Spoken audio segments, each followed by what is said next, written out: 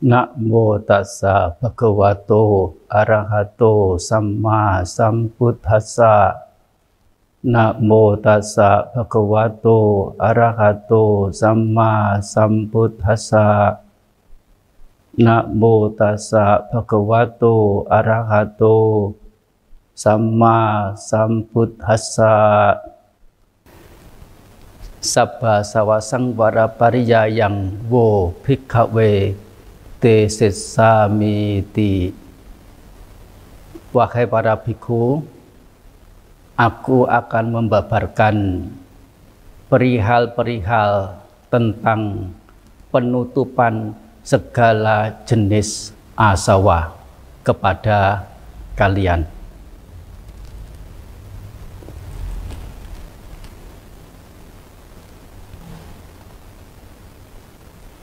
Para pemirsa, upasaka, upasika, budiman, budiwati,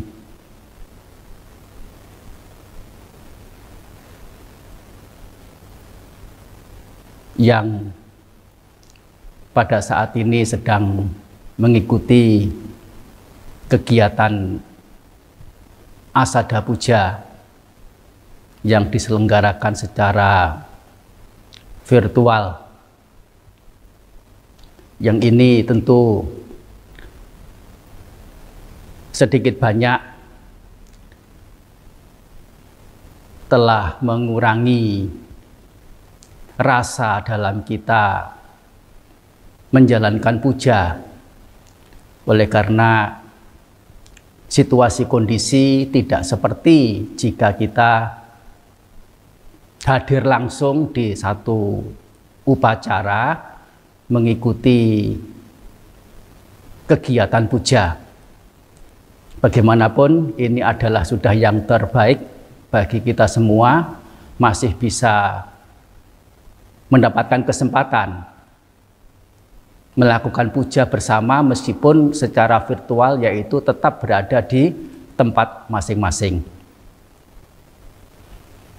Pada kesempatan hari ini, sesuai dengan arahan dari pihak panitia penyelenggara, saya diminta untuk menjelaskan sebuah sutta dalam Majjhima Nikaya dengan judul Sabbasawa Sutta,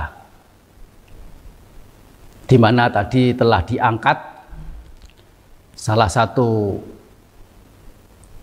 sabda dari Sang Buddha, yaitu, wahai para bhikkhu, aku akan membabarkan perihal-perihal atau sebab-sebab penutupan segala jenis asawa. Kalau dirinci, nah sabba itu artinya segala atau seluruh, ya. Asawa, nah artinya adalah kotoran batin yang punya sifat menghanyutkan.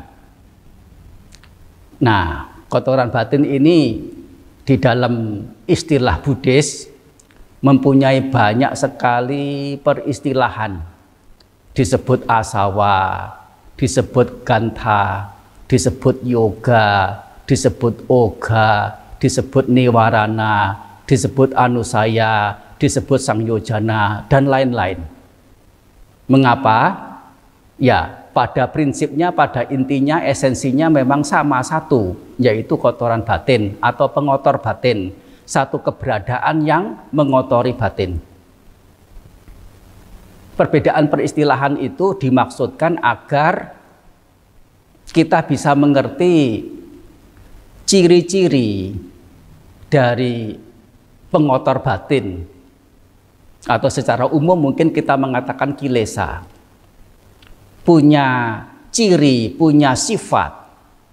Nah, dikatakan kilesa, kata kilesa itu dalam akar katanya itu adalah mengotori, sehingga kilesa disebut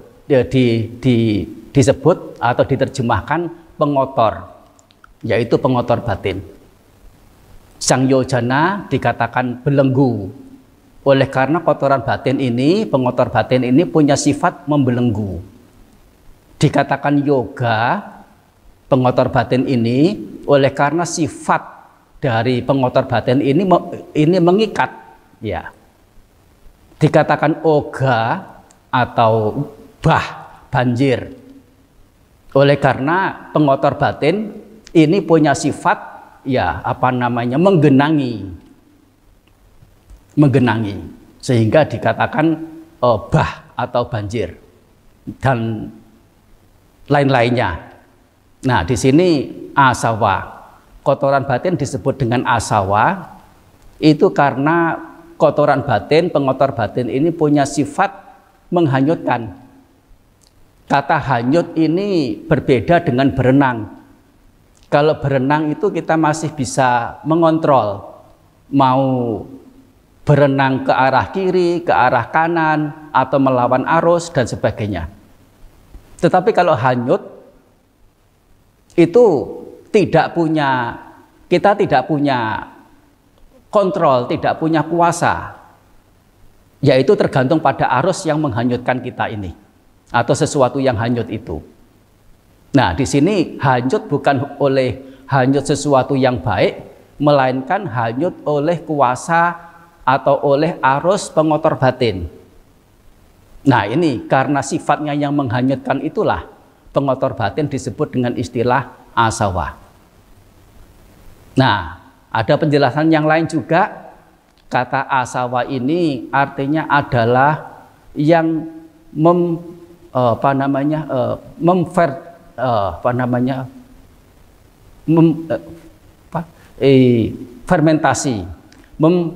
fermentasi.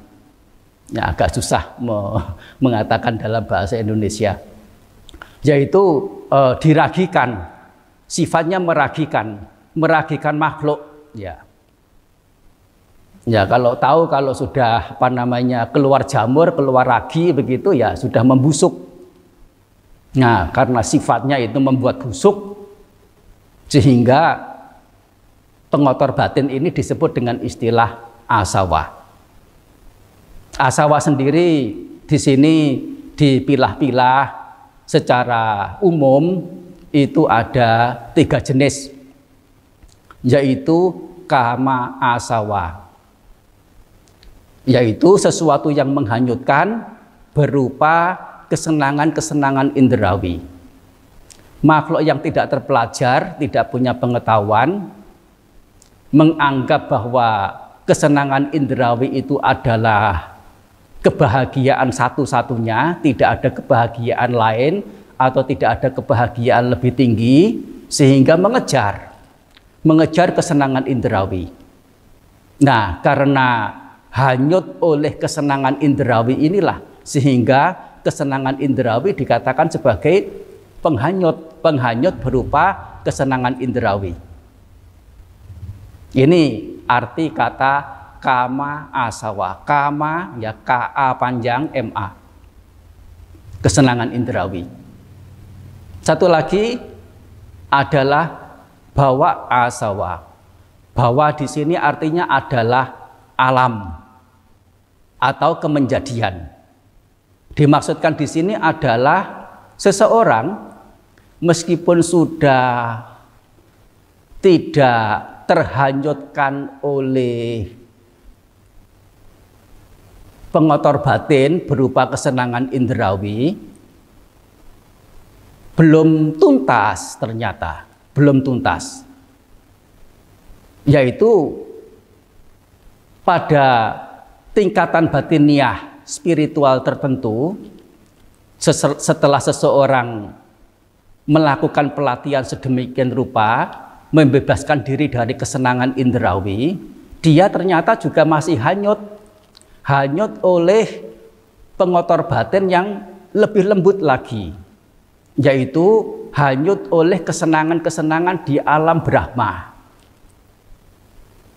Alam Brahma di sini ya alam yang telah dikatakan alam Mahagata, alam yang besar, alam orang dewasa, makhluk besar.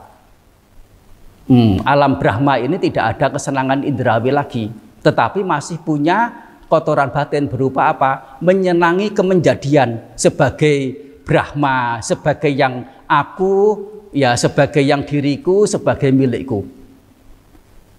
Masih ada kotoran batin meskipun di alam Brahma. Nah, sehingga masih belum cukup kalau hanya seseorang itu lepas dari kotoran batin berupa kesenangan indrawi. Nah, sehingga ada satu lagi, satu jenis asawa, pengotor batin yang menghanyutkan ini disebut dengan istilah awija asawa. Awija di sini artinya adalah ketidaktahuan, atau juga memungkinkan untuk diterjemahkan bukan pengetahuan. Nah, oleh karena segala hal yang pada umumnya itu orang merasa tahu ini tahu itu, sesungguhnya yang diketahui itu berupa kebenaran sebagaimana adanya, atau sekedar anggapan, atau sekedar persepakatan antar manusia saja, yang itu tentu belum tentu akan bersesuaian dengan kebenaran secara alam, secara naturalnya. Nah ini sehingga seseorang perlu meningkatkan kualitas pengetahuannya itu lewat pelatihan secara tersendiri, secara sendiri, atau dalam hal ini setelah Sang Buddha, seorang sama Sang Buddha muncul di dunia, membabarkan dhamma dengan kewelas asihan, dengan maha karuna, memberikan nilai-nilai kebijaksanaan kepada kita. Kita tidak perlu susah payah untuk mencarinya sendiri, cukup dengan mendengar. Oleh karena itu, kebudayaan itu dibagi menjadi 3. Sama Sang Buddha, Pacceka Buddha, dan satunya adalah Sawaka Buddha. Arti Sawaka Buddha adalah mencapai kebudayaan, mencapai penerangan sempurna. Tetapi, Sawaka melalui menjadi siswa, menjadi murid, tidak lain adalah menjadi pendengar. Nah, ini adalah keberadaan ketidaktahuan atau bukan pengetahuan, yang kita walaupun merasa tahu, sejauh apa pengetahuan itu sudah bersesuaian dengan kenyataan kebenarannya. Nah, ketidaktahuan ini karena tidak tahu, sehingga berjalannya juga tidak benar. Karena berjalannya tidak benar, tujuan riskan untuk tidak bisa dicapai. Apa tujuannya itu? Terbebas dari segala bentuk derita secara tuntas, secara total, tanpa perlu balik menderita lagi. Ini adalah tujuannya. Jadi asawa di sini punya penjelasan yang masing-masing dari ketiganya itu ya sedemikian rupa. Ini adalah penjelasan tentang asawa. Sabha segala, asawa kotoran batin si penghanyut. Nah, sekarang kata sangwara. Kita sering mendengarkan atau mengerti kata sangwara itu artinya adalah pengendalian. Saya tidak yakin ini adalah terjemahan yang sudah benar. Kalau dari penjelasan di pustaka-pustaka ulasan, sangwara itu artinya adalah menutup rapat. Sangwara artinya menutup rapat, yaitu bagaimana menutup mata, menutup telinga, menutup hidung, menutup lidah, menutup tubuh, termasuk juga menutup pikiran. Bagaimana menutup? Yaitu menyaring. Jangan sampai objek-objek luar yang diketahui oleh keenam indera itu diselipi, didomplengi oleh kotoran batin. Namanya menutup. Menutup hal-hal yang buruk masuk ke dalam batin lewat keenam pintu indera itu, sehingga dikatakan sangwara yang artinya menutup rapat. Pariyaya, perihal-perihal, atau di sini juga bisa diartikan penyebab-penyebab.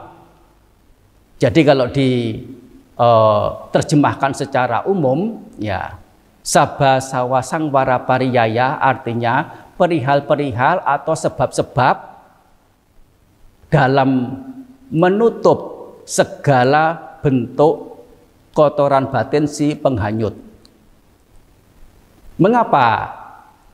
Mengapa asawa ini pengotor batin pengotor batin si penghanyut, yaitu kotoran batin inilah secara umum perlu untuk dilenyapkan. Nah, ini kita perlu ada pemahaman di awal. Tidak sedikit orang berteman dengan kotoran batin dan menganggap bahwa kotoran batin ini adalah teman baik. Nah, ini untuk sebagian orang yang tidak berpengetahuan. Sesungguhnya kotoran batin itu bagi orang bijaksana adalah musuh. Kotoran batin ini sebagai penyebab munculnya penderitaan, munculnya kesengsaraan. Derita muncul karena kotoran batin atau pengotor batin.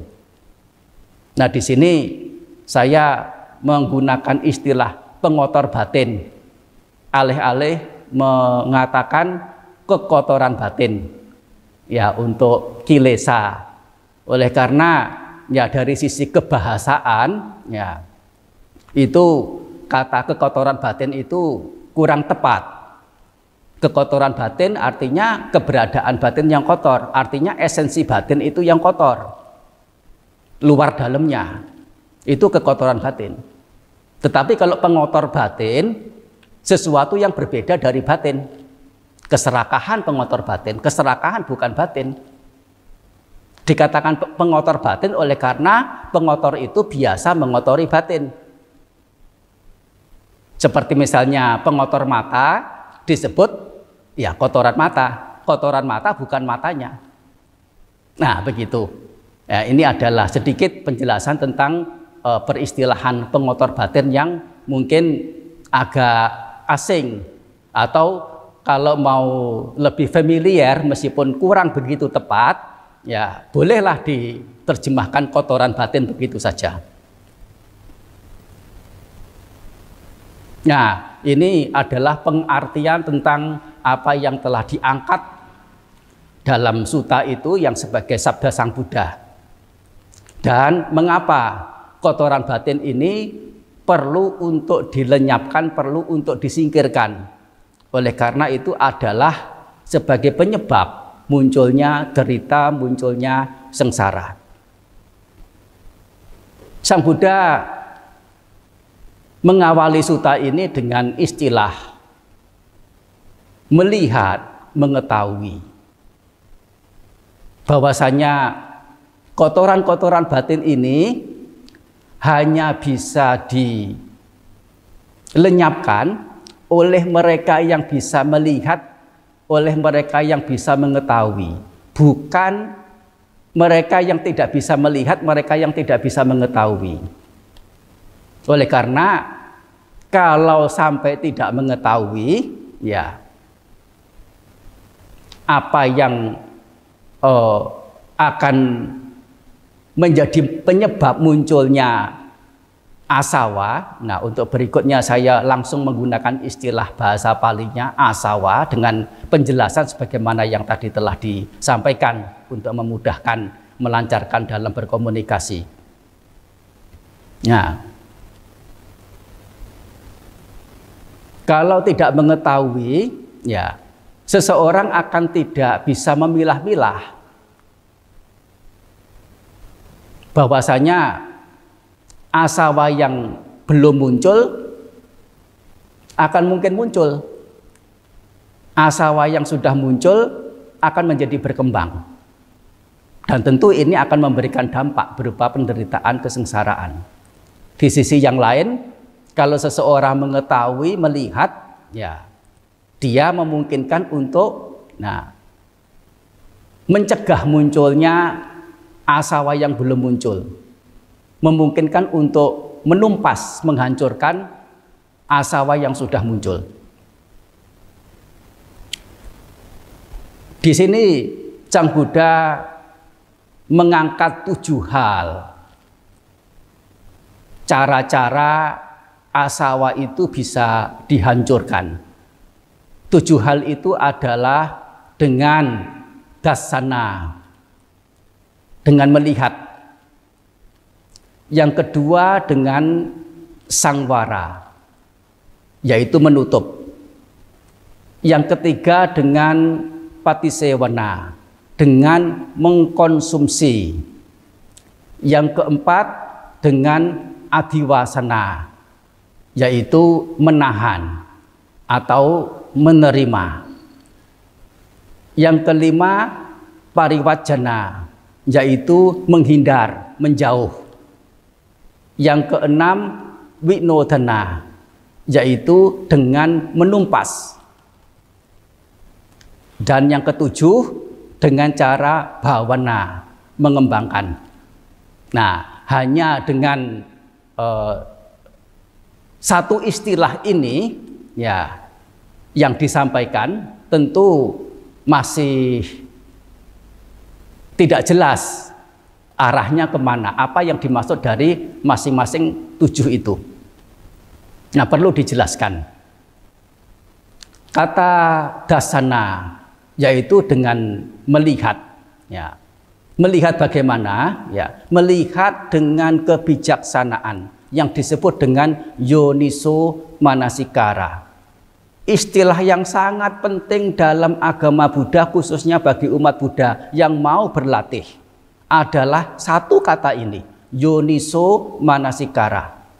Arti kata yoniso manasikara itu adalah memperhatikan secara seluk-beluk. Seluk-beluk yaitu sumber-sumber awalnya, asal-usulnya. Jadi mengetahuinya secara sebenarnya, esensinya. Ini namanya yoniso. Yoniso manasikara, ya, memperhatikan secara sebenarnya, secara ya seapa adanya. Ini adalah cara bagaimana seseorang melihat, yang kalau seseorang tidak menggunakan yoniso manasikara, yaitu dengan istilah ayoniso, artinya tidak, ayoniso manasikara, salah mengerti. Nah, dia akan memikirkan atau akan memperhatikan hal-hal yang tidak patut diperhatikan. Di sisi yang lain, tidak memperhatikan hal-hal yang patut diperhatikan. Ini yang dimaksud dengan melihat. Seperti apa contohnya hal-hal yang tidak patut diperhatikan itu? Yaitu bahwasanya kalau memperhatikan sesuatu yang tidak patut untuk diperhatikan, konsekuensinya adalah ketiga jenis asawa, kama asawa, asawa berupa kesenangan indrawi, bahwa asawa berupa kemenjadian, awija asawa berupa ketidaktahuan, ya, ini akan, yang belum muncul akan muncul, dan yang sudah muncul akan berkembang. Nah, hal-hal apa yang dikatakan tidak patut dipikirkan itu, tidak patut diperhatikan, adalah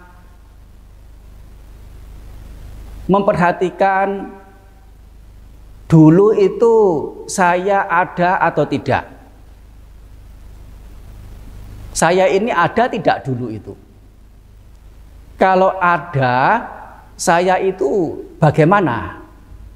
Saya itu siapa?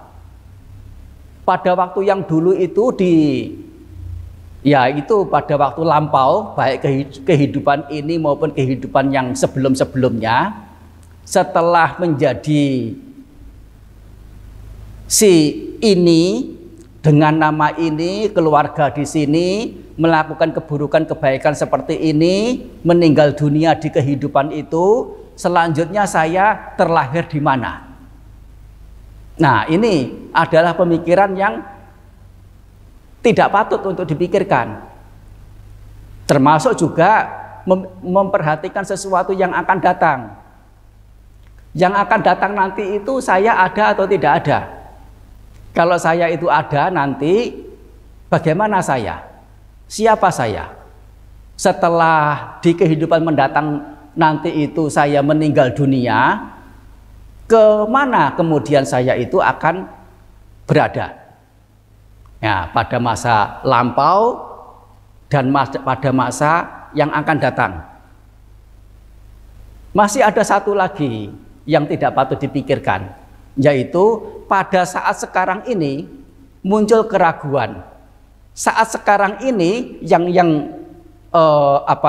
tampak sebagai onggokan ini ada daging, termasuk juga ada pikirannya, ada batinnya ini. Sesungguhnya ini sesuatu yang ada atau sesuatu yang tidak ada. Bagaimana keberadaan saya ini? Siapa sebetulnya saya sekarang ini? Dari mana saya datang? Dari mana makhluk itu datang? Setelah datang, setelah menjadi ada seperti ini, akan kemana manusia itu setelah mati, setelah meninggal? Nah, ini adalah hal-hal yang tidak patut untuk diperhatikan. Mengapa tidak patut diperhatikan? Oleh karena pemikiran-pemikiran semacam ini akan memicu munculnya 6 jenis kemungkinan.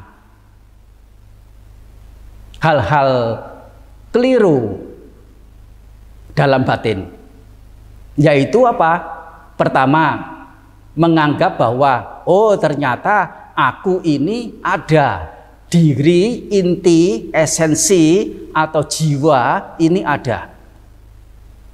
Atau sebaliknya menyimpulkan bahwasanya yang namanya diri, aku, jiwa ini kosong, tidak ada. Tetapi kata kosong di sini tidak mengartikan itu sebagai pemahaman dalam makna kata anatta, melainkan adalah sejenis pandangan keliru yang disebut dengan istilah uceda, artinya kemusnahan, kehancuran. Sesungguhnya yang ada itu tidak ada sebab dan tidak memberikan akibat. Kalau yang tadi menganggap sebagai yang ada, aku ini ada, diri ini ada, riskan muncul yang namanya pandangan keliru berupa pandangan tentang kekekalan. Aku ada, diri ini ada, jiwa ini ada, sesat. Pandangan keliru juga. Ini kemudian memungkinkan untuk muncul pengertian bahwasanya ternyata bahwa ada sesuatu sebagai diri yang dilihat oleh sosok yang juga ada diri, ada inti, yaitu objek, misalnya sebagai gunung, sebagai matahari, sebagai manusia, sebagai binatang, atau bahkan diri sendiri ini, tubuh ini, pikiran ini nyata ada. Dilihat oleh apa? Dilihat oleh suatu keberadaan, suatu sosok, yaitu batin itu sendiri yang dimengerti sebagai yang ada diri, yang ada inti, yang ada jiwa. Suatu keberadaan yang kekal abadi. Ini yang dimaksudkan. Ini penuh-penuh merupakan salah satu bentuk pandangan keliru di jenis sasata didik, memandang sebagai yang kekal. Memungkinkan juga muncul ya menganggap bahwa muncul anggapan bahwa melihat sesuatu sebagai yang ada inti, ada esensi oleh suatu keberadaan yang kosong. Sesungguhnya sesuatu yang melihat, yang mengetahui batin ini ya itu kosong. Artinya tidak ada sebab yang memunculkan dan tidak memberikan dampak apapun sesuatu yang mengetahui ini. Tetapi sesuatu yang punya keberadaan demikian ini ya mengetahui objek sebagai yang ada diri, yang ada inti, yang ada esensi, yang ada jiwa. Nah, ini memungkinkan untuk muncul seperti ini, dan itu bagian dari pandangan keliru, yang mana pandangan keliru itu ringkasnya itu hanya ada 6 ini, atau katakan ya ada 2 saja bahkan, yaitu sasata didik, pandangan tentang kekekalan, dan pandangan tentang kemusnahan, sasata didik dan uceda didik ya, atau dalam istilah yang lain atika didik, pandangan keliru sebagai yang ada, natika didik, pandangan keliru sebagai yang tidak ada. Nah, ini muncul pandangan keliru berupa sasata didik secara sepenuhnya.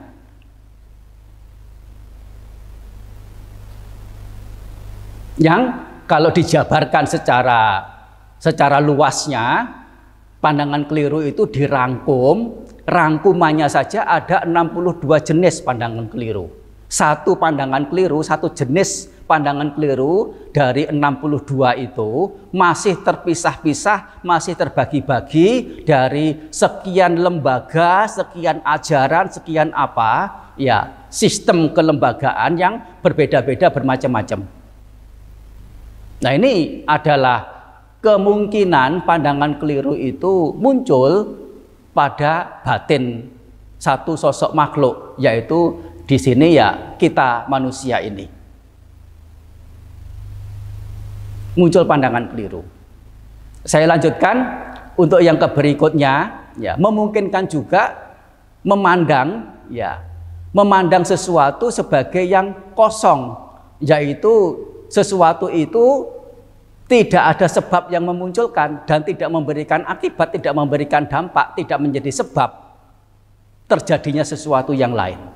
Oleh sesuatu, ya, dilihat oleh sesuatu yang ada diri, ada esensi, ada jiwa, yang mengetahui, ya, yang dikatakan batin, pikiran, atau mungkin dikatakan roh, jiwa ini adalah sesuatu yang kekal abadi, yang nyata ada, yang ya menjadi esensinya.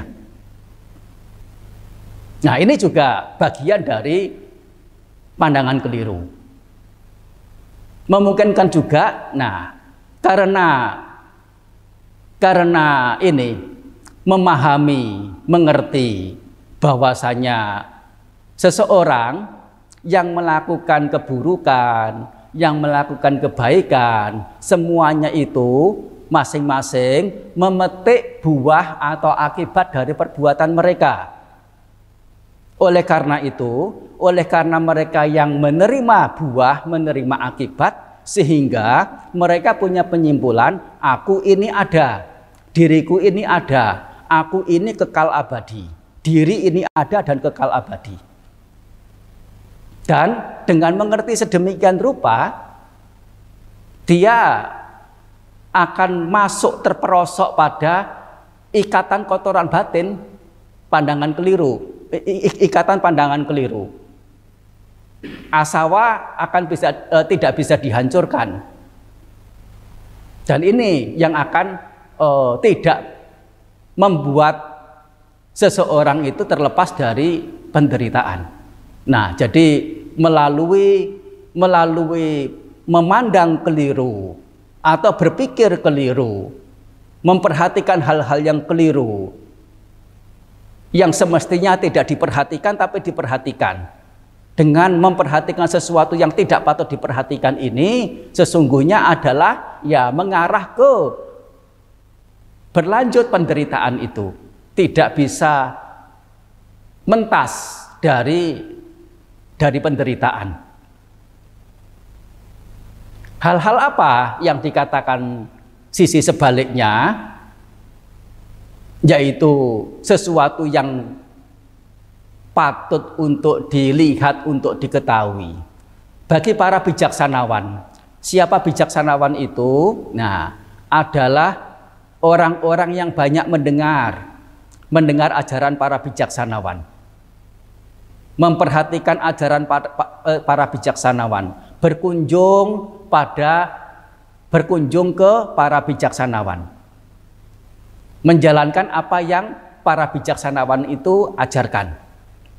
Nah, ini namanya orang bijaksana, orang yang punya pengetahuan, namanya suktawa, ya, orang yang punya pengetahuan. Mereka memungkinkan untuk punya pandangan yang benar, yaitu mengerti apa yang tidak patut diperhatikan, mengerti apa yang patut diperhatikan. Kalau yang tadi sudah dijelaskan, hal-hal yang tidak patut diperhatikan, orang yang bijaksana ini mengerti juga hal-hal apa yang patut diperhatikan. Hal-hal yang patut diperhatikan di sini adalah 4 kebenaran Arya, bahwa demikian ini adalah derita. Jadi apa itu derita?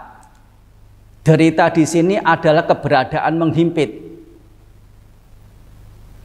Kelahiran adalah keberadaan yang menghimpit. Karena munculnya kelahiran ini, pada konsekuensinya nanti ada banyak hal yang mengikuti, yaitu hal-hal yang menghimpit. Termasuk juga ketuaan, penyakit, kematian, kesedihan, ratap tangis, kekecewaan, tidak mendapat apa yang diinginkan, segala kemelekatan itu masuk dalam kategori penderitaan. Nah, ini adalah keberadaan penderitaan dan sejauh apa ini bisa direalisasi, dimengerti, dipahami, dilihat oleh mata kebijaksanaan. Nah, ini tentunya tidak sekadar menyampaikan sedemikian rupa untuk sebagian orang bisa langsung mengerti. Oleh karena ini sangat-sangat mendalam. Sang Buddha sendiri untuk menyampaikan 4 kebenaran Arya ini khususnya kepada perumah tangga. Nah, biasanya diawali dengan satu khutbah, satu ceramah, yaitu Anupubbhikatha. Apa itu? Uraian-uraian yang sifatnya bertingkat. Mulai dari dana, kemudian beranjak ke sila, apa manfaat dana, apa manfaat sila, bagaimana keberadaan alam-alam menyenangkan, sejauh apa alam menyenangkan itu patut dicapai. Nah, kemudian yang keempat, apa kira-kira sisi celahnya alam-alam yang menyenangkan itu. Nah, Sang Buddha sampai juga bukan hanya memuji keberadaan alam-alam menyenangkan, tetapi juga memberitahu sisi tercelanya, sisi celahnya alam-alam yang menyenangkan. Nah, kemudian yang berikutnya, yang kelima adalah upaya-upaya untuk lepas, terjauhkan dari hal-hal yang menyebabkan penderitaan. Nah, ini adalah ringkasan dari Anupubbhikatha yang untuk selanjutnya menjadi dasar dalam kita mengerti tentang 4 kebenaran Arya ini. Tanpa mengetahui dari dasarnya ini, langsung menuju pada 4 kebenaran Arya, ini derita, ini kemunculan derita, ini akhir derita, ini jalan menuju pada akhir derita. Sebatas sedemikian rupa yang didengar. Nah, sangat riskan, ya seseorang tidak mampu menembus apa yang dimaksudkan, yang patut dipahami dalam butir-butir kalimat itu. Nah, ini adalah bagaimana seseorang bisa paham dari awal tentang 4 kebenaran Arya. 4 kebenaran Arya adalah sebagai satu jalan untuk bisa mengakhiri derita secara total dengan memperhatikan hal-hal yang mengarah pada akhir duka, akhir derita. Ini disebut oleh Sang Buddha sebagai hal-hal yang patut diperhatikan.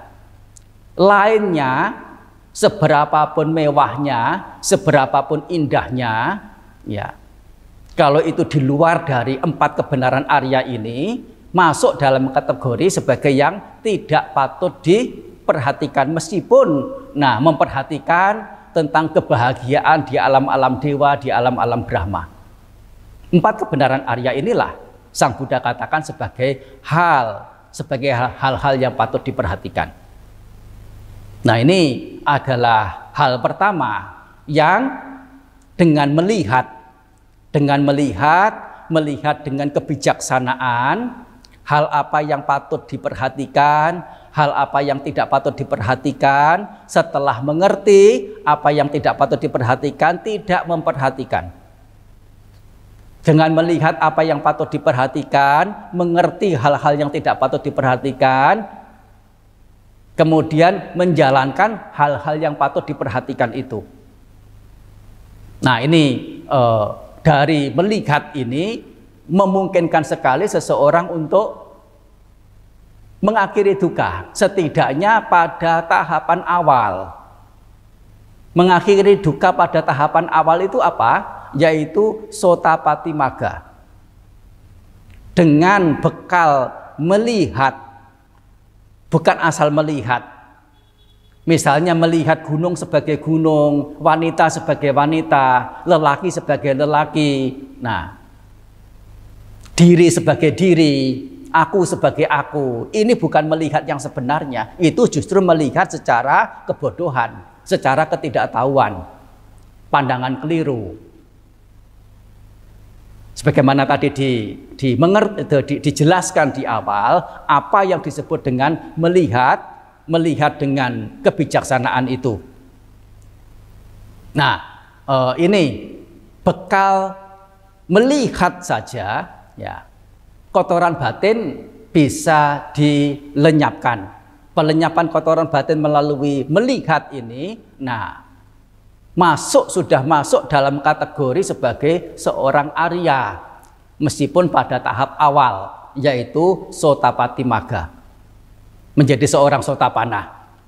Nah, bagi orang yang mungkin ya mengerti istilah-istilah Buddhis yang sangat banyak, ya kesucian itu ada 4, ya Sotapana, Sakadagami, Anagami, Arahata, ya.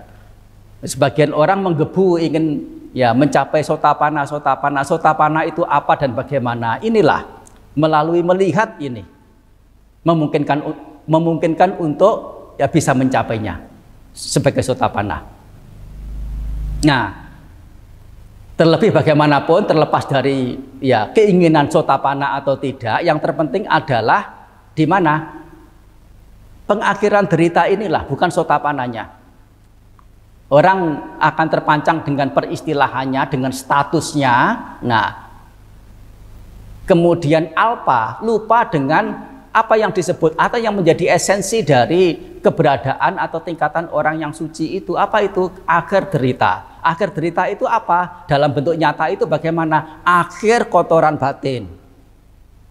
Kalau hari-hari tidak mengasah, tidak melatih, tidak menjauh, tidak memotong kotoran batin,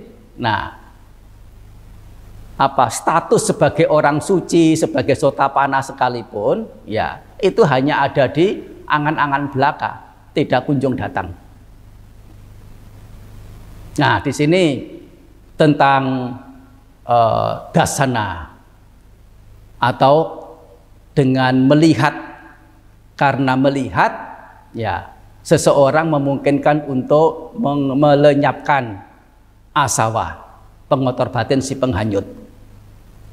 Yang kedua, melalui sangwara. Ya, di awal tadi telah dijelaskan apa maksudnya sangwara. Artinya apa? Sangwara artinya menutup. Menutup bukan matanya ditutup.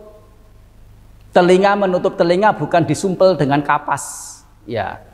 Hidung ditutup bukan disumpel dengan dengan barang sehingga tidak bisa bernafas, dan tidak mungkin orang hidup dengan menutup segala indera itu tadi.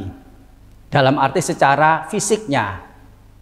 Menutup di sini adalah menutup secara batiniahnya, yaitu mencegah munculnya kotoran batin masuk lewat objek-objek yang diketahui lewat keenam pintu indera. Ini namanya sangwara, menutup. Hanya mendengar pernyataan sedemikian rupa, betul menutup. Tetapi bagaimana menutup? Nah, ini menjadi satu masalah lagi. Dikatakan bahwasanya sangwara atau indera sangwara itu seperti apa? Yaitu dengan cara tidak memegang sebagai yang ada onggokan, ada gambaran, atau dengan bahasa yang keren sedikit itu dalam konsep.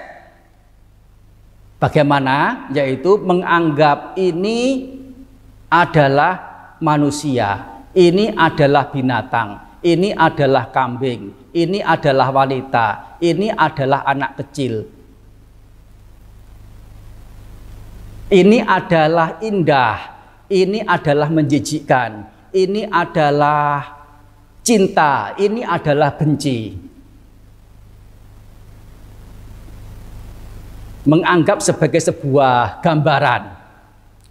Karena dengan menganggap sebagai yang ada gambaran akan memicu keberadaan menganggap sebagai yang ada onggokan. Karena menganggap sebagai yang ada onggokan, yang dianggap sebagai yang nyata ada, tidak akan terlepas dari mengerti keliru, yaitu menganggap onggokan itu ada inti, ada esensi, ada jiwa, ada sesuatu yang kekal abadi di dalamnya. Nah, ini bagaimana supaya bisa terhindar dari melihat atau memegang hal-hal yang diketahui oleh batin lewat keenam pintu indera itu, yaitu tidak melihatnya sebagai yang ada konsep, ada penggambaran, ada onggokan, ada sosoknya ini. Ini satu hal. Yaitu nimitta gahi kalau dalam bahasa dhammanya. Satu lagi adalah dengan anu byanjana gahi, yaitu memegang sesuatu yang menjadi bagian-bagian. Maksudnya adalah gambaran ini tentu terdiri dari bagian-bagian dari gambaran itu. Misalnya gambaran yaitu bentuk, yaitu sosok. Nah, sebagai manusia itu gambaran secara umum. Sebagai wanita, nah itu masih boleh dikatakan gambaran secara umumnya. Sebagai lelaki boleh dikatakan sebagai masih gambaran secara umumnya. Tetapi setelah melihat, oh ini orangnya berperawakan indah, ini dikatakan sudah melihat secara bagiannya. Bagian yaitu perawakan, sisi perawakannya dari sosok atau orang tersebut. Oh ini lengannya indah, oh ini matanya indah, oh ini kakinya indah. Melihat dari sisi bagian-bagian atau boleh dikatakan organ-organnya atau bagian yang terkecilnya. Ini pun juga memicu, kalaupun secara gambaran secara umum ya mungkin bisa melihatnya sebagai yang bukan gambaran, bukan sosok, bukan onggokan. Nah, bisa melihat secara umum, secara spesifiknya masih belum tentu. Termasuk juga, nah misalnya si ini, oh orangnya tahu terima kasih, oh orangnya rendah hati, oh orangnya berbudi, oh orangnya murah hati. Ini juga masuk dalam anubyanjana gahi. Oh orangnya ini senang iri hati, orangnya ini serakah, orangnya ini jahat. Ini juga melihat dari sisi anubyanjana. Oleh karena melihat seperti ini riskan ditempeli dengan keberadaan ini loh, keberadaan inti yang secara berbarengan saat melihat itu menganggapnya sebagai itu yang ada esensi, yang ada inti, yang ada jiwa dalam hal itu. Nah ini tentu untuk bisa menembus atau melihat keberadaan yang tidak ada gambaran, keberadaan yang tidak bukan berupa bagian-bagian dari satu sosok, dari satu onggokan ini, seseorang perlu belajar lebih banyak dari para bijaksanawan. Dalam pustaka suci Tipitaka, Sang Buddha menjelaskan dengan panjang lebar dari segala sisi, dari segala hal yang memungkinkan seseorang itu untuk bisa mengerti dengan mudah. Ini pentingnya yang namanya suta. Suta, S-U-T-A, suta. Artinya mendengar.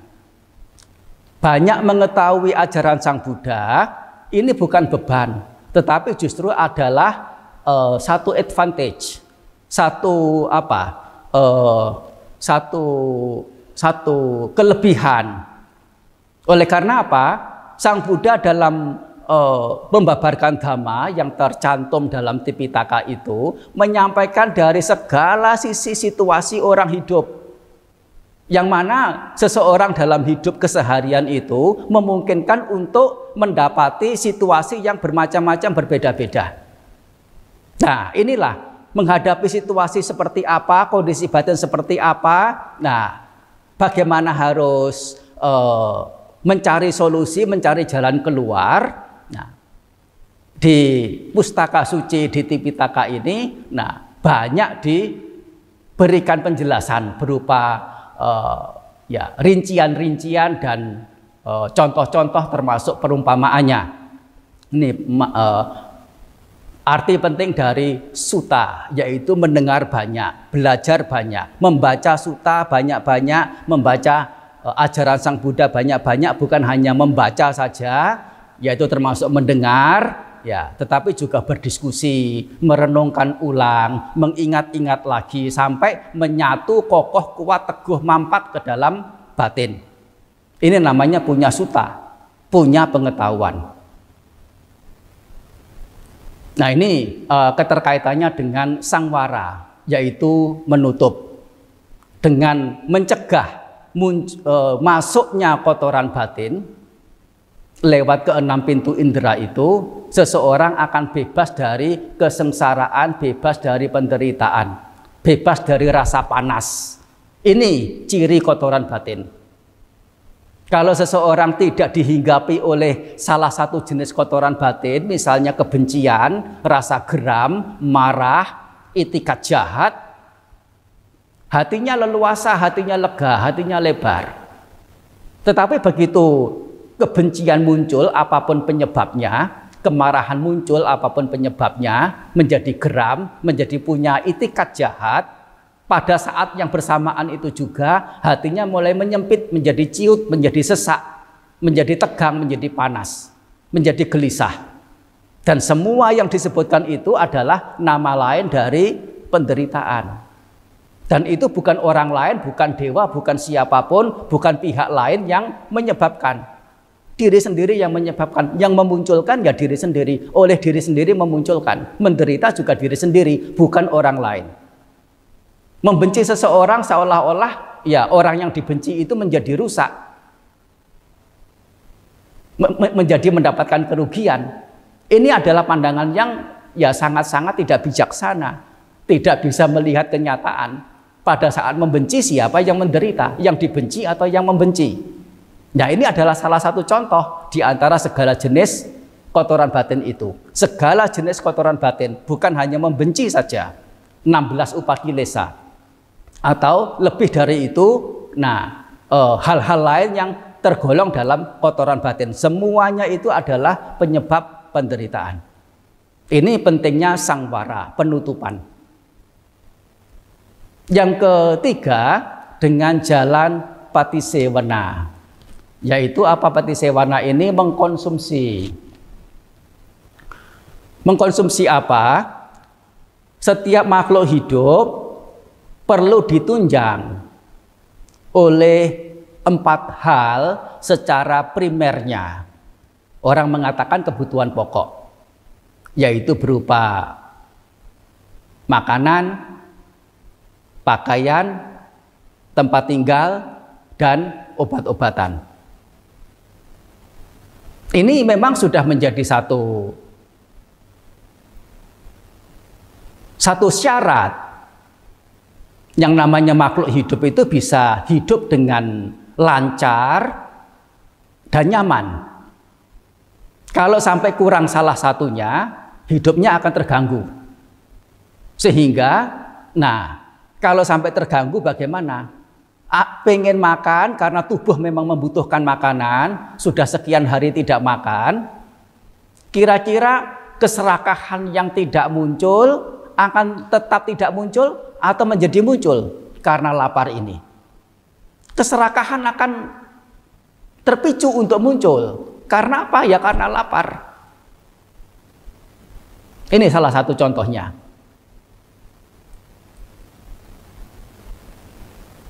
Tidak mungkin bisa lanjut tanpa makanan. Nah, ini perlu mengkonsumsi. Soalnya kalau sampai tidak mengkonsumsi, memicu munculnya kotoran batin. Ada keserakahan, ada kebencian, ada hal-hal buruk yang lainnya yang ikut muncul.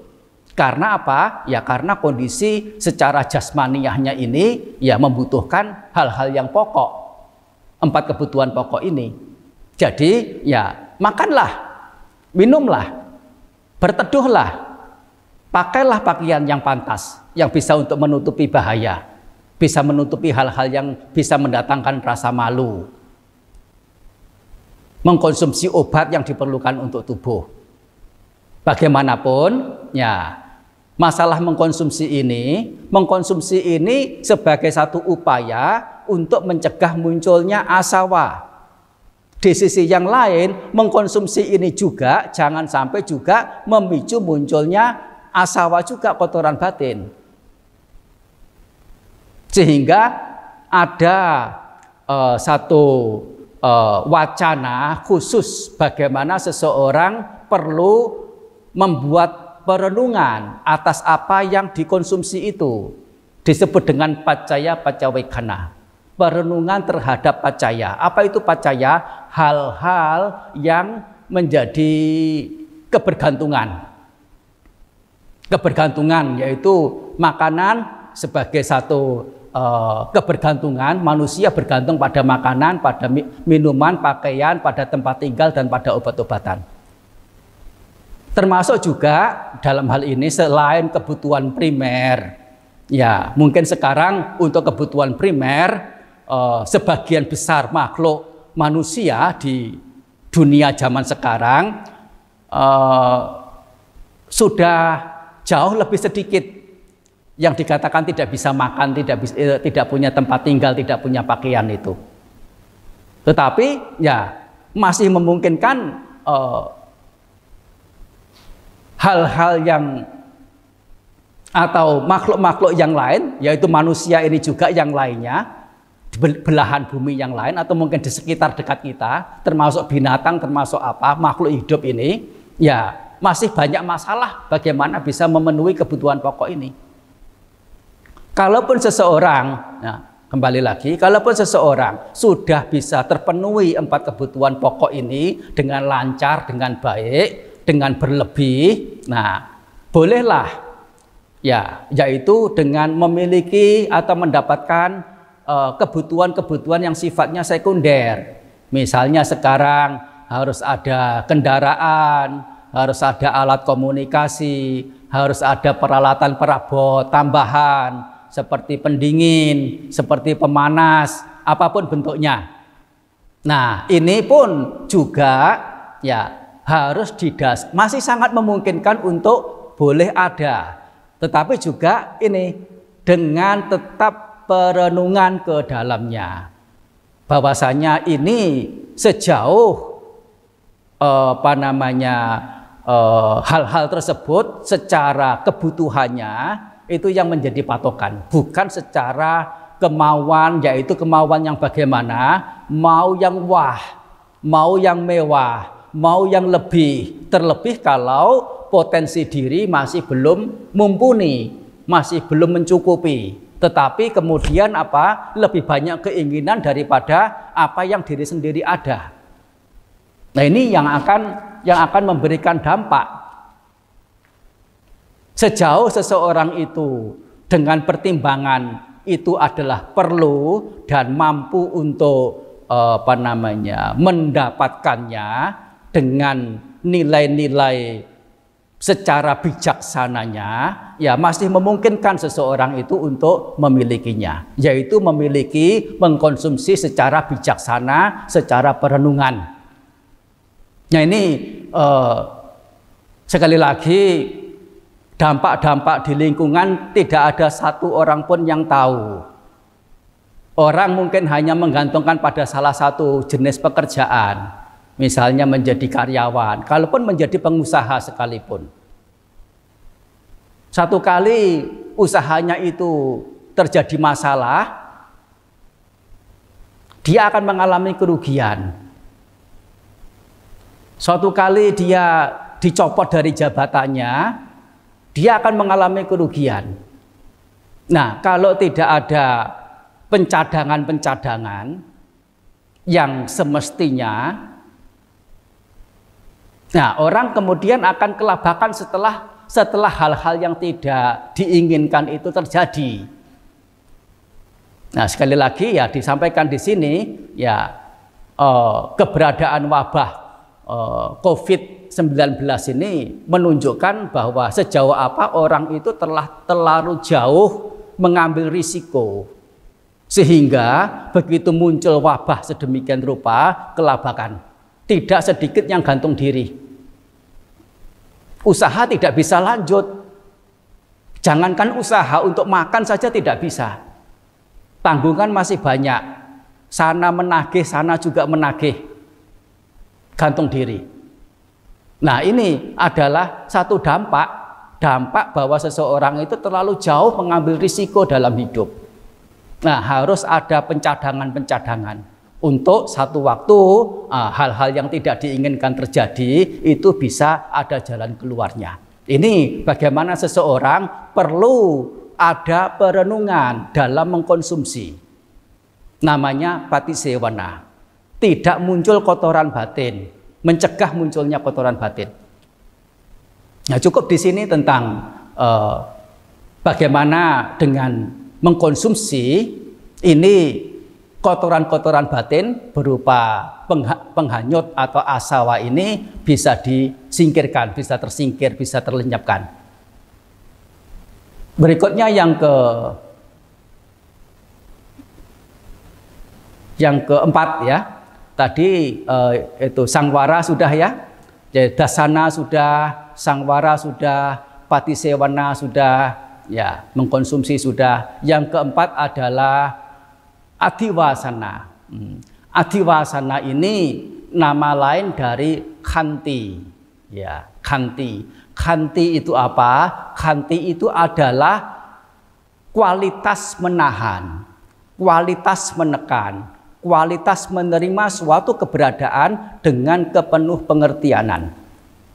Kalau dalam bahasa umum di Indonesia, mungkin kita biasa menggunakan istilah sabar. Nah, khanti ini kemampuan menahan. Menahan apa maksudnya?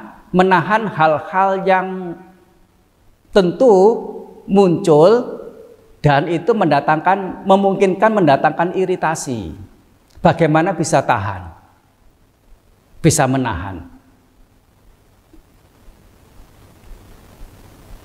Menerima keberadaan itu sebagaimana menerima keberadaan itu dengan kepenuh pengertianan. Kata kepenuh pengertianan ini perlu untuk digarisbawahi. Nama lain dari yoniso manasikara.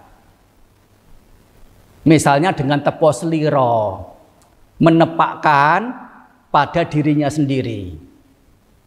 Misalnya misalnya kalau ada orang ribut karena alasan tertentu, nah ke kamar kecil lama sekali tidak keluar-keluar, yang menunggu di luar jengkel, yang di dalam juga sedang bermasalah, kalau bisa ya segera pergi dari ke kamar kecil, ngapain lama-lama di kamar kecil. Tetapi orang yang tidak punya pengertian, muncul kejengkelan langsung kepada terhadap orang yang ada di dalam kamar kecil. Muncul kejengkelan tanpa ada pemahaman sesungguhnya yang di kamar kecil yang berlama-lama itu dengan kesengajaan atau tidak. Secara umum rasanya tidak ada alasan dengan kesengajaan. Nah, ini ketidakada pengertianan inilah yang memicu munculnya tidak bisa menahan, tidak bisa bersabar. Termasuk juga bagaimana kita mengerti hukum karma, hukum perbuatan. Mampu untuk menghancurkan secara total, secara tumpas, secara habis yang namanya ketidaktahanan, ketidak bisa menahanan ini. Mengerti hukum karma, hukum perbuatan. Bagaimana seseorang berbuat buruk, siapapun akan mendapatkan penderitaan. Sehingga seseorang tidak ada alasan untuk membenci, untuk menjadi risih terhadap seseorang yang berbuat buruk, meskipun perbuatan buruk itu ditujukan kepada dirinya. Oleh karena apa? Yang berbuat buruk itu yang akan mendapatkan buah berupa penderitaan. Melihat orang yang akan menderita, tidak ada alasan untuk membenci, bahkan mungkin akan menjadi rasa kasihan. Menjadi rasa kasihan inilah yang menjadi logikanya. Karena dia akan menderita. Dan dampak dari membenci orang yang buruk ini, yang buruk bukannya bertambah penderitaannya, melainkan yang membenci inilah yang akan menderita. Penderitaan yang muncul pada diri sendiri, kalau mengerti hukum karma, segala sesuatu yang muncul pada diri sendiri yang menyebabkan, bukan pihak lain, bukan dewa, bukan setan, bukan siapa. Dengan mengerti sedemikian rupa tidak perlu menyalahkan si A, si B, si C, tidak perlu menyalahkan dewa, tidak perlu menyalahkan setan. Dan karena tidak perlu menyalahkan, tidak perlu muncul kebencian. Ini adalah dengan mengerti hukum karma. Lebihnya lagi adalah dengan mengerti dharma yang lebih tinggi lagi, termasuk mengerti anicca, ketidakkekalan, dukkha, ketidakmampuan bertahan, anatta, ketidakadadirian. Ini juga yang paling ampuh dalam upaya seseorang mendapatkan yang namanya menahan ini, atau menekan ini, atau menerima sebuah keberadaan dengan kepenuh pengertianan ini, atau dalam bahasa kita ya secara umum sabar ini. Nah, ini adalah bagaimana seseorang bisa menghancurkan asawa ini melalui menahan. Menahan apa? Menahan panas. Panas sedikit, panas sedang, panas agak banyak, dingin sedikit, dingin sedang, dingin agak banyak, haus, lapar yang sedikit, yang sedang, yang agak banyak, rasa sakit sedikit, sedang, yang agak banyak, bisa bertahan, mampu bertahan, tetap dengan apa? Dengan kepenuh pengertianan itu tadi. Bagaimana menghadapi lingkungan sesama orang, sesama manusia ini. Mereka punya tutur kata, punya ucapan, punya suara-suara, termasuk punya sikap, punya perilaku bagaimana. Nah, perlu ada menahan, perlu ada menekan, perlu ada mengerti.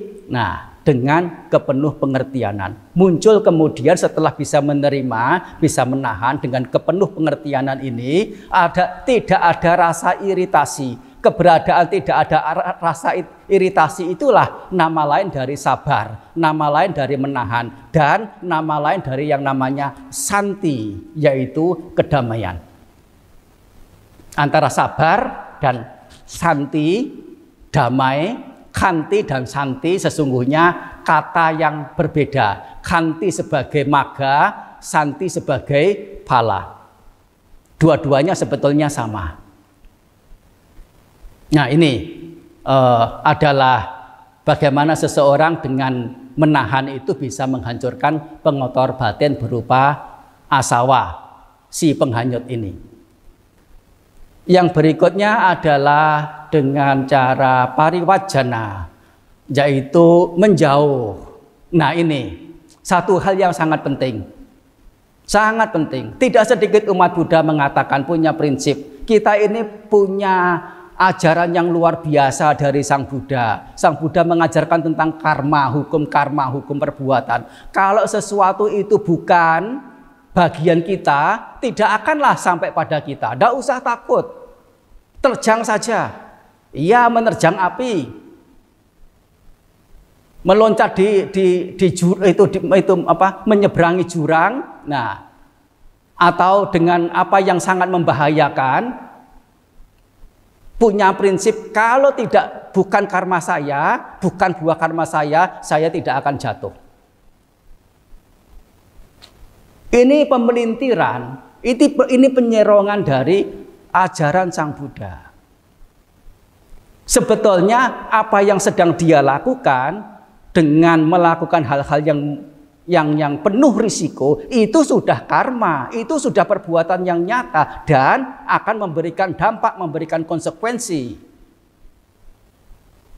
Karma bukan sesuatu yang lampau yang kita tidak ingat, yang kita tidak tahu, tetapi apa yang saat ini sedang kita kerjakan utamanya. Sisi negatif atau sisi positif, itu yang menjadi penyebab. Hati-hati dalam mengerti hukum karma, mengerti karma ini. Nah, ini adalah dengan bagaimana menghindar dari hal-hal yang mengundang munculnya iritasi. Bertemu dengan binatang buas, risiko untuk berbahaya, risiko untuk mendapati bahaya dari binatang buas, yaitu kalau zaman dahulu ya disebut gajah yang mabuk, harimau, atau mungkin apapun termasuk binatang-binatang berbisa. Nah, itu seseorang bagaimana? Jangan punya prinsip kalau bukan karma kita nggak sampai pada kita. Itu akan sangat riskan untuk mendapati celaka, mendapati penderitaan. Menjauhlah. Itu satu sisi, satu hal untuk bisa terhindar. Menghindar dari tempat-tempat yang berbahaya.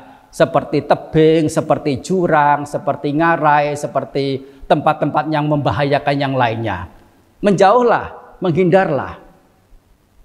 Termasuk juga tempat-tempat di lingkungan kita, misalnya tempatnya orang buruk berkumpul, tempatnya orang jahat berkumpul, tempatnya orang-orang yang melakukan maksiat, misalnya perjudian atau segala macam hal-hal yang tidak patut dalam secara kemoralan, yaitu kalau bisa bukannya kalau bisa, sejauh memungkinkan untuk dihindari untuk pergi ke sana. Itu memicu munculnya hal buruk baik dari dalam maupun dari luar. Sangat riskan untuk memunculkan kotoran batin. Muncul penderitaan. Ini. Yang lebih penting lagi adalah menghindari orang-orang buruk. Menjauhi teman-teman buruk. Ini yang menjadi esensi juga. Dalam Manggala Sutta yang ada 38 butir itu, butir yang pertama, yang paling depan, yang paling awal kalimat pertama dari 38 butir itu adalah tidak bergaul dengan mereka yang bodoh, tidak menempatkan orang bodoh sebagai teman. Soalnya risiko kita akan menjadi menderita oleh orang keberadaan kehadiran orang bodoh itu.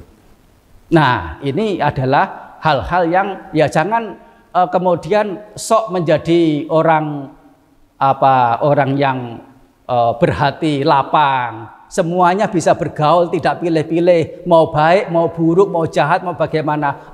Ini bukan ajaran orang bijaksana. Tidak punya teman lebih baik daripada ada sekian teman, tetapi temannya buruk semua. Kalau dalam satu komunitas, satu lingkungan, memungkinkan ada 20 orang yang bisa dijadikan teman, tetapi semuanya buruk, tidak memilih salah satu pun sebagai teman, itu adalah fair dan itu adalah patut, adalah perlu. Lebih baik sendiri. Ini Sang Buddha sangat-sangat menegaskan. Di sisi yang lain, kalau seseorang punya orang bijaksana sebagai teman, keberhasilan sudah ada di tempat itu 100%. Bukan hanya 50%, apalagi 20-10%. Ini arti penting dari teman buruk atau teman baik. Ini bagaimana seseorang menghindar dengan cara menjauh, dengan cara ada jarak, jangan sampai bersentuhan dengan hal-hal yang berisiko untuk muncul kotoran batin, muncul asawa. Yang keenam yaitu winodana.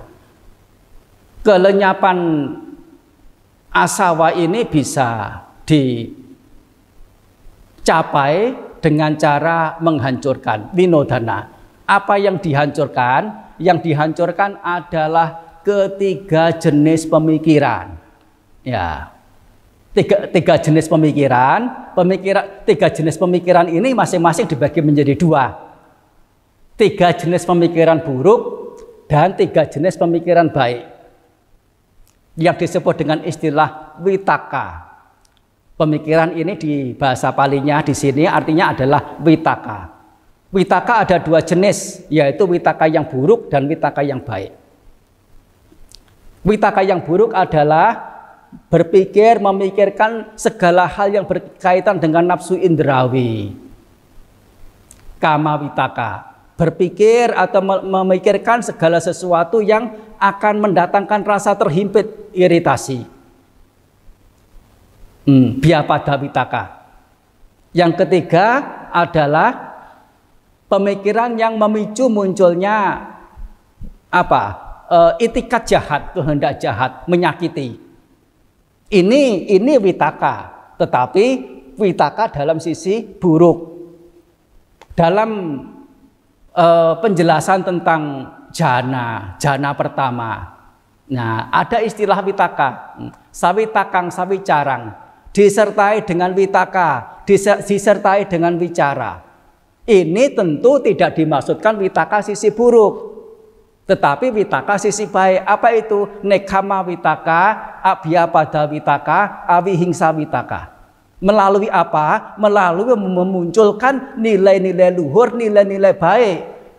Kemurahan hati, kesabaran, cinta kasih, tahu budi, tahu terima kasih, rendah hati, punya kebijaksanaan. Ini adalah nilai-nilai baik yang dikonsumsi oleh vitaka ini, disebut dengan vitaka sisi baik. Ini yang menjadi perlu disertakan saat seseorang itu bermeditasi, mengembangkan batin, dengan harus disertakan vitaka. Apa itu? Pemikiran-pemikiran, tapi vitaka pemikiran ini bukan vitaka yang buruk. Dan harus hati-hati. Apa yang kita mengerti tidak ada keburukan ini, sepemahaman kita, seanggapan kita ini, belum tentu keberadaannya itu tidak ada keburukan. Harus dengan betul-betul kejelian. Ini ada sutanya sendiri yang mengingatkan para biku atau siapapun yang sedang mengembangkan batin. Hati-hati dengan vitaka. Meskipun perasaannya, anggapannya itu tidak ada vitaka. Nafas masuk, nafas keluar, nafas masuk, nafas keluar diperhatikan. Tidak ada vitaka buruk kok. Itu sepemahaman kita, sepengertian kita, seanggapan kita. Esensinya sesungguhnya betul tidak itu terbebas dari kotoran batin. Nah, harus betul-betul tersingkirkan dari hal buruk, cara dari bisa tersisihkan secara total dari hal yang buruk adalah memunculkan nilai-nilai yang sebaliknya, yaitu sisi yang baik, sisi yang mulia, kebaikan-kebaikan, segala bentuk jenis kebaikan. Nah, ini bagaimana dengan menghindarkan diri dari ketiga jenis witaka yang buruk, sisi buruk, kama witaka, pemikiran yang disertai dengan kesenangan indrawi, pemikiran yang disertai dengan keterhimpitan, rasa iritasi, biapada witaka. Pemikiran yang disertai dengan itikat jahat, itikat buruk, wihingsa witaka. Nah, ini yang harus dihindari. Sisi yang lainnya adalah dengan memunculkan nekama witaka, bebas dari nafsu indrawi, membebaskan diri, menjauh dari kesenangan indrawi dengan rasa keleluasaan hati, bebas dari terhimpit. Melalui apa? Tidak mungkin sekonyong-konyong muncul tanpa ada sebabnya. Sebabnya apa? Keberadaan leluasa ini adalah nilai luhur itu tadi. Menganggap sebagai yang tidak indah, menganggap sebagai yang rapuh, yang ada cacat, menganggap sebagai yang tidak kekal, menganggap sebagai yang tidak ada diri, atas apapun yang dilihat. Ini namanya dengan nilai luhur, dengan kebijaksanaan. Ini esensi, dan dalam jhana itu tidak mungkin tercapai tanpa ada witaka, dan witaka ini juga harus dipastikan adalah witaka dari sisi yang baik. Dan dengan demikian, melalui memunculkan witaka-witaka sisi baik inilah asawa bisa tersingkirkan, bisa terlenyapkan. Ini yang disebut dengan winodana, dengan mengikis, dengan menumpas. Yang terakhir yaitu dengan cara mengembangkan bhavana. Nah, bhavana sendiri ya di sini tidak jauh berbeda dari winodana. Kalau winodana menumpas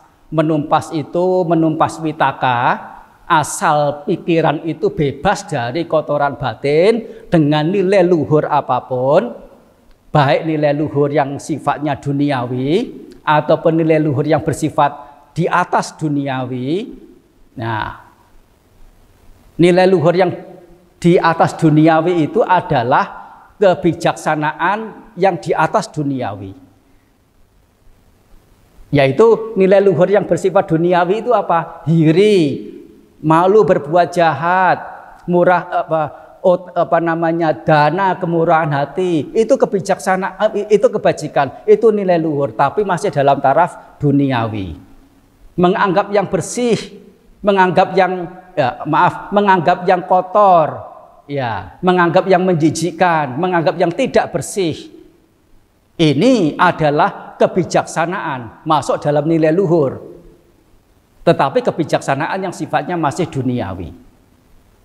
Nah, ini dikembangkan nilai luhur itu asal batin ini bisa lepas dari kotoran batin. Sudah cukup. Tetapi ini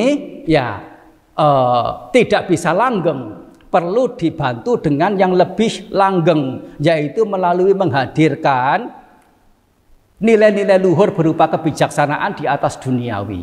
Yaitu apa? Dengan mengembangkan 7 bojangga. Apa itu bojangga? Bojangga adalah faktor-faktor, bagian-bagian yang mengarah pada pencapaian penerangan sempurna. Di sana ada sati, pengingatan, dhamma wicaya, penelaahan dhamma, atau di sini nama lain dari kebijaksanaan, panya. Yang ketiga adalah wirya, semangat. Sampai pada 3 ini saja dulu. Ketiganya ini adalah sebagai dasar. Ketiganya ini sudah memungkinkan orang untuk mencapai sotapanna. Hanya 3 ini saja. Dan ini yang menjadi prasyarat ketiganya itu. Dalam orang mengembangkan batin, dalam orang bermeditasi, harus ada semangat, harus ada pengingatan, harus ada kebijaksanaan. Ada atapa, ada sati, ada panya atau ada sampejana. Atapi sampejano satima. Ketiganya ini harus ada lengkap menjadi dasar seseorang dalam mengembangkan batin. Apa itu kebijaksanaan? Segala hal yang diajarkan Sang Buddha berupa nilai-nilai luhur, berupa hal-hal yang mencerahkan, baik secara duniawi maupun di atas duniawi, masuk dalam kebijaksanaan. Sejauh apa kebijaksanaan yang dimaksud itu sudah diterima, sudah dimengerti, dan siap untuk dikembangkan. Dikembangkan bagaimana? Dikembangkan melalui memunculkan pengingatan, yaitu mengingat-ingat atas apa yang sedang dihadapi itu, sejauh apa bisa dihadirkan juga, disertakan juga dengan nilai-nilai kebijaksanaan atau nilai-nilai luhur yang telah didengar dari orang bijaksana itu.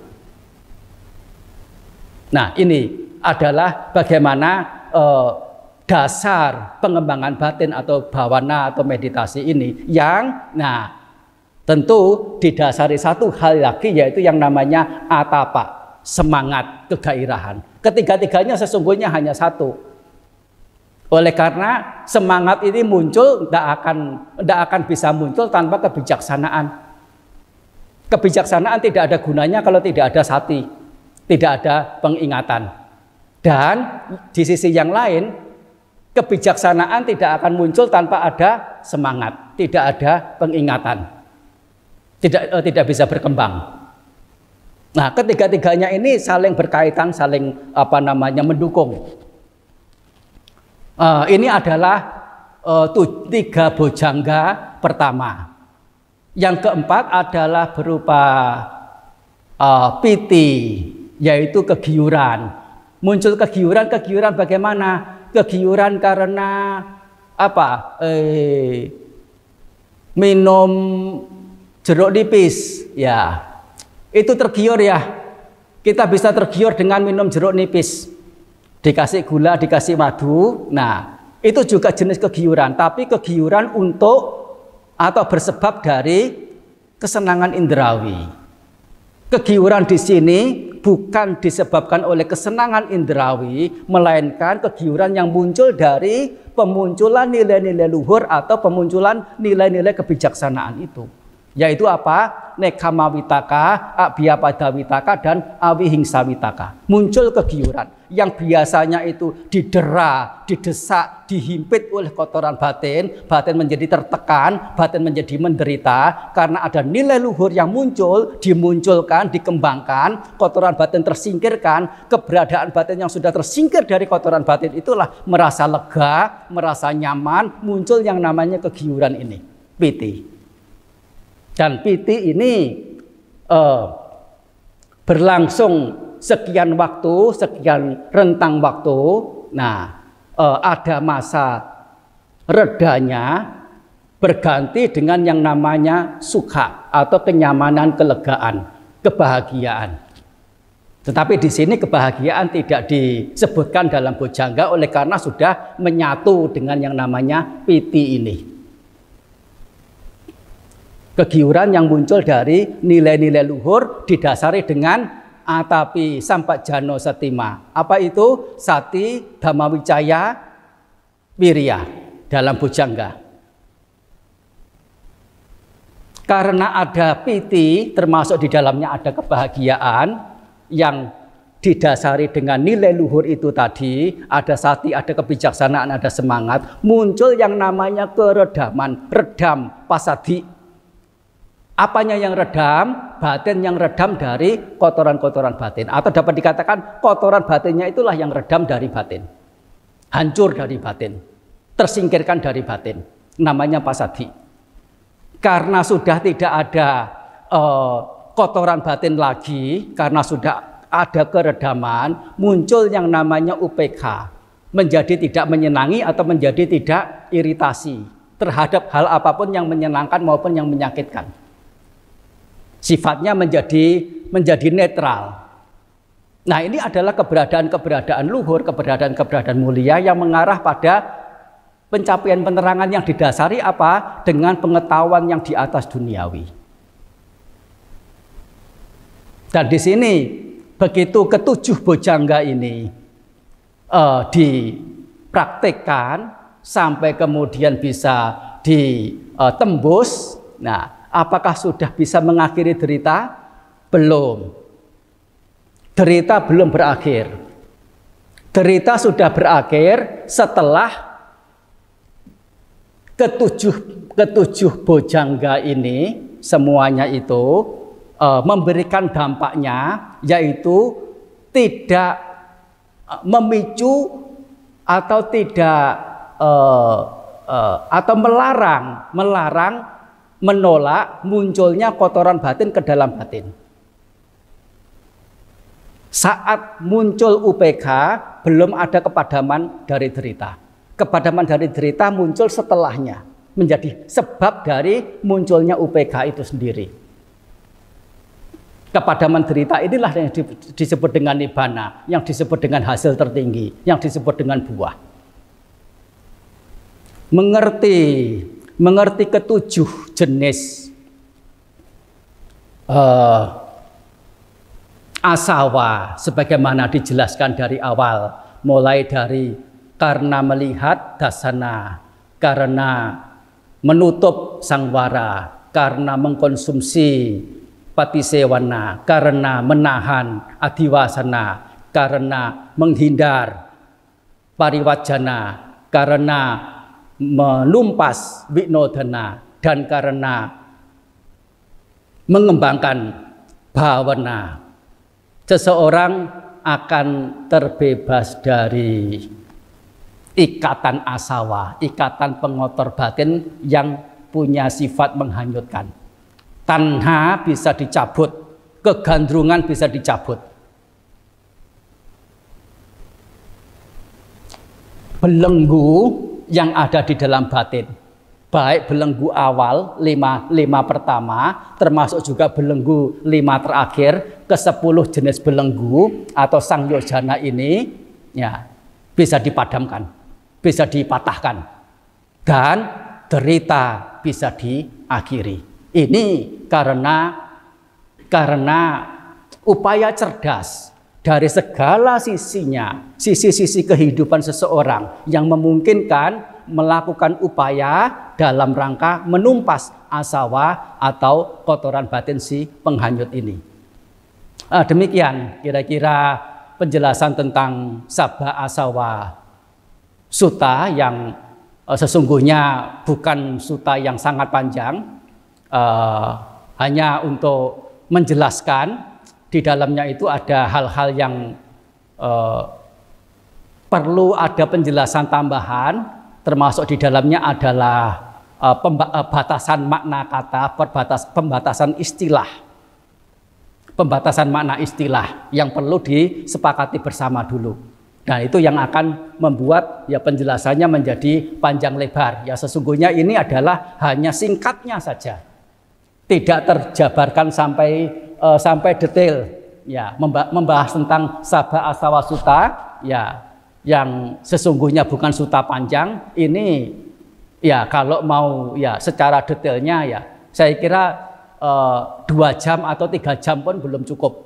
Ya, itu bagaimanapun ini sudah rasanya yang sepantasnya dalam acara upacara Mahapuja di bulan Asada memperingati pembabaran Dhammacakka yang pertama. Harus ada kata Dhammacakanya. Ya. Tidak hanya pembabaran Dhamma yang pertama. Sang Buddha telah membabarkan Dhamma kepada sejumlah orang sebelum Dhammacakka ini dibabarkan. Dhammacakka Pavattana Sutta ini dibabarkan. Tetapi Asada ini memperingati, mengingat pembabaran Dhammacakka Pavattana Sutta yang pertama kali. Nah, ini perlu ditegaskan, sekedar informasi, berbagi pengetahuan untuk pandangan yang benar. Anumodana telah mengikuti, semoga ini semua menjadi titik pengetahuan inspiratif yang menggugah kita, membangun kita, menyemangati kita, menyenangkan kita untuk bisa lebih teguh, lebih tekun untuk pelatihan diri. Anumodana, ya terima kasih untuk semuanya.